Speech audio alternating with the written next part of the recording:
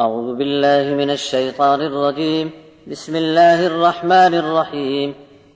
حرمت عليكم أمهاتكم وبناتكم وأخواتكم وعماتكم وخالاتكم وبنات الأخ وبنات الأخت وأمهاتكم اللاتي أرضعنكم وأخواتكم من الرضاعة وأمهات نسائكم وربائبكم اللاتي في حجوركم من نسائكم اللاتي دخلتم بهن، فإن لم تكونوا دخلتم بهن فلا جناح عليكم وحلائل أبنائكم الذين من أصلابكم وأن تجمعوا بين الأختين إلا ما قد سلف إن الله كان غفورا رحيما.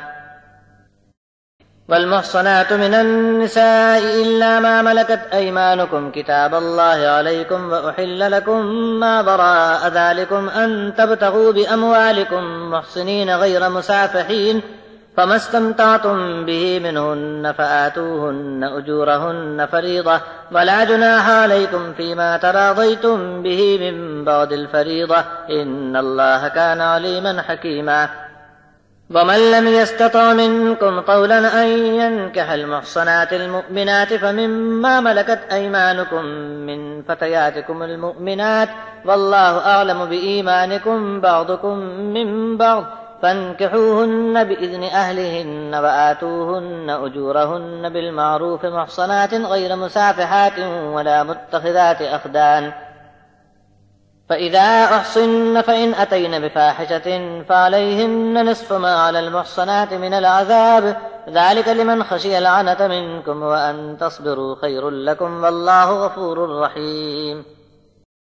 تم پر حرام کر دی گئی تمہاری مائیں اور بیٹیاں اور بہنیں اور پھوپھیاں اور خالائیں اور بھائی کی بیٹیاں اور بہن کی بیٹیاں، اور جن عورتوں نے تم کو دودھ پلایا ہے وہ بھی تم پر حرام ہیں، اور دودھ شریک بہنیں اور تمہاری عورتوں کی مائیں بھی تم پر حرام ہیں، اور جن عورتوں سے تم صحبت کر چکے ہو ان کی بیٹیاں جو تمہاری پرورش میں ہوں وہ بھی حرام ہیں۔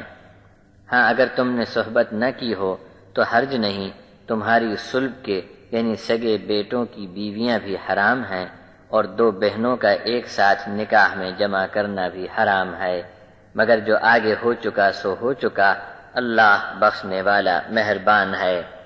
اور نکاح میں بندھی عورتیں یعنی شوہردار عورتیں، ان سے بھی نکاح حرام ہے، ہاں جن کے مالک ہو گئے تمہارے سیدھے ہاتھ یعنی کنیزیں یا جنگ میں پکڑی ہوئی عورتیں تو اور بات ہے۔ اللہ کی کتاب کے یہ سب حکم تم پر لاگو ہیں، اس کے سوا تم کو دوسری عورتوں سے نکاح کرنا حلال ہے۔ مہر میں مال ادا کر کے عورتوں سے نکاح کر سکتے ہو، صرف مستی نکالنے کی کوئی اجازت نہیں۔ پھر جن عورتوں کو تم استعمال میں لا چکے ہو ان کا مقرر مہر برابر ادا کرو جو فرض ہے۔ مہر مقرر کرنے کے بعد بھی آپس کی رضامندی سے کم زیادہ کریں تو کوئی حرج نہیں، اللہ جاننے والا اور حکمت والا ہے۔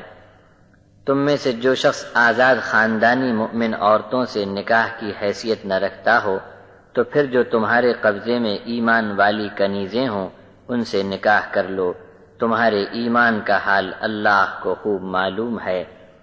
تم باہم ایک دوسرے کے ساتھی ہو، ان کے آقاؤں کی اجازت کے بعد ہی ان کنیزوں سے نکاح کر سکتے ہو۔